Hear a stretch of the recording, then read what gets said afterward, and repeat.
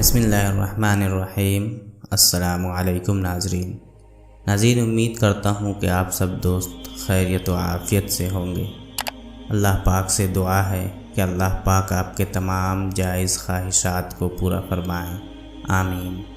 آج کا ہمارا موضوع حضرت مالک بن دینار رحمۃ اللہ علیہ کی توبہ کا سبق آموز واقعہ۔ حضرت مالک بن دینار رحمۃ اللہ علیہ سے ان کی توبہ کا سبب پوچھا گیا تو انہوں نے کہا، میں ایک سپاہی تھا اور شراب کا رسیا تھا۔ میں نے ایک نفیس باندی خریدی اور وہ میرے دل میں خاص مقام کی مالک بن گئی۔ اس سے میری ایک بچی پیدا ہو گئی۔ میں اس بچی کو حد سے زیادہ پیار کرتا تھا۔ جب وہ زمین پر گھسٹ کر چلنے لگی تو میرے دل میں اس کی محبت اور بڑھ گئی۔ وہ مجھ سے مانوس ہو گئی اور میں اس کے سامنے جب شراب لا کر رکھتا تو وہ آ کر کھینچا تانی کر کے میرے کپڑوں پر شراب بہا دیتی۔ جب اس کے 2 سال ہو گئے تو وہ مر گئی۔ میرے دل کو اس کے غم نے بیمار کر دیا۔ 15 رمضان کو جمعہ کی رات میں شراب کے نشے میں مدہوش تھا۔ میں نے عشاء کی نماز بھی نہیں پڑھی تھی۔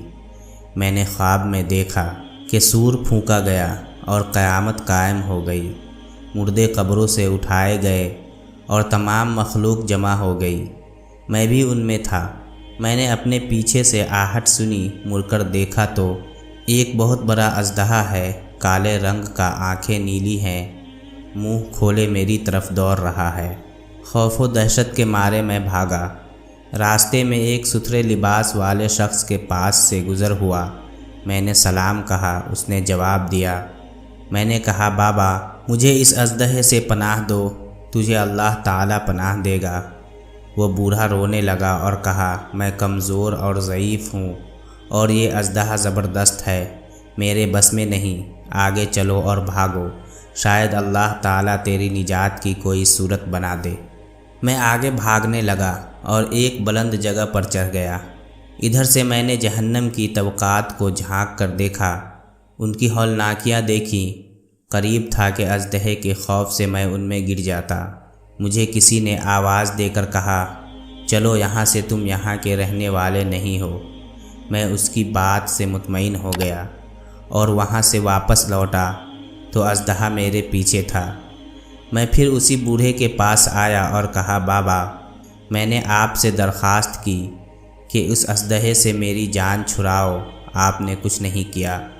وہ بوڑھا پھر رونے لگا اور کہا، میں ناتواں ہوں، البتہ تم اس پہاڑ کے پاس جاؤ جہاں مسلمانوں کی امانتیں ہیں، اگر تمہاری کوئی امانت ہو تو وہ تمہاری مدد کرے گی۔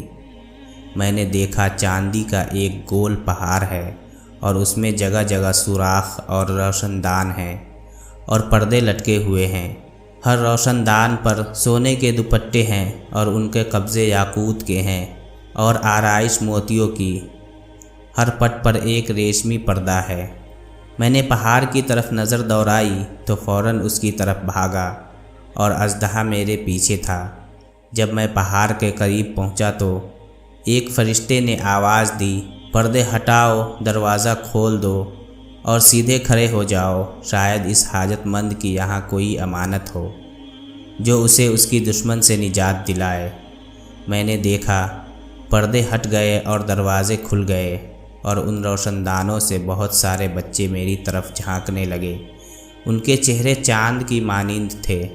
اژدہا بھی میرے نزدیک پہنچ چکا تھا۔ میں حیران رہ گیا۔ ان بچیوں میں سے ایک نے چلا کر کہا، ابے سب آؤ، اس کا دشمن اس کے قریب آ گیا ہے۔ چنانچہ وہ جوک در جوک کھڑے ہو کر جھانکنے لگے۔ اچانک میری وہ بچی جو مر گئی تھی وہ بھی ان کے ساتھ جھانک رہی ہے۔ جب اس نے مجھے دیکھا تو رونے لگی اور کہا، ہائے یہ تو میرا باپ ہے۔ پھر اس نے نور کے جھرمٹ میں تیر کی تیزی کے ساتھ چھلانگ لگائی اور میرے سامنے آ کھڑی ہوئی۔ اس نے اپنا بایاں ہاتھ میری طرف بڑھا کر میرا دایاں ہاتھ پکڑ لیا اور اپنے دائیں ہاتھ کو اژدہے کی طرف بڑھا دیا تو وہ بھاگ گیا۔ پھر اس نے مجھے بٹھایا اور میری گود میں بیٹھ گئی اور اپنے دائیں ہاتھ سے میری داڑھی پکڑ کر کہا، اے ابا جان، کیا مومنوں کے لیے وہ وقت نہیں آیا کہ ان کے دل اللہ کے ذکر کے لیے جھک جائیں؟ میں رونے لگا اور کہا، اے بیٹی، تم لوگ بھی قرآن کو جانتے ہو؟ اس نے کہا، ہم تو تم سے بھی زیادہ قرآن کو جانتے ہیں۔ میں نے کہا، اژدہے کے بارے میں تو کچھ بتاؤ جو مجھے ہلاک کرنے کے در پہ تھا۔ اس نے کہا، وہ تیرا برا عمل ہے جس کو تو نے طاقتور بنایا ہے، اور وہ تجھے جہنم کی آگ میں ڈبونا چاہتا ہے۔ میں نے کہا، اس بوڑھے کے بارے میں بتاؤ جو راستے میں ملا۔ اس نے کہا، وہ تیرا نیک عمل ہے جسے تو نے اتنا کمزور کر دیا کہ اب وہ برے عمل کا مقابلہ نہیں کر سکتا۔ میں نے کہا، اے بیٹی، تم اس پہاڑی میں کیا کرتی ہو؟ اس نے کہا، ہم سب مسلمانوں کے بچے ہیں، ہم یہاں قیامت تک رہیں گے، تمہارے انتظار میں ہیں۔ جب تم آؤ گے تو ہم تمہاری سفارش کریں گے۔ مالک بن دینار فرماتے ہیں، میں گھبرا کر اٹھا اور صبح کو میں نے شراب چھوڑ دی اور اس کے برتن توڑ ڈالے اور اللہ تعالیٰ سے توبہ کی۔ یہ میری توبہ کا سبب ہے۔ معلوم ہوا کہ اولاد اگر بچپن میں فوت ہو جائے تو مایوس نہیں ہونا چاہیے، بلکہ اللہ کی مرضی پر راضی رہنا چاہیے، کیونکہ یہی نابالغ اولاد آخرت میں کام آنے والی ہے، جیسا کہ اس واقعے سے سبق ملتا ہے۔ اللہ تعالی ہم سب کو عمل کرنے کی توفیق عطا فرمائے، آمین یا رب العالمین۔ عزیز دوستو، امید کرتا ہوں ویڈیو آپ دوستوں کو پسند آئی ہوگی۔ پسند آئی تو ویڈیو کو لائک اور شیئر ضرور کر دیجیے گا، اور مزید اس طرح کی ویڈیو دیکھنے کے لیے ہمارے چینل کو سبسکرائب کر دیں۔ مجھے دیجیے اجازت، زندگی رہی تو ایک اور ویڈیو کے ساتھ آپ کی خدمت میں حاضر ہوں گا۔ تب تک کے لیے اللہ حافظ۔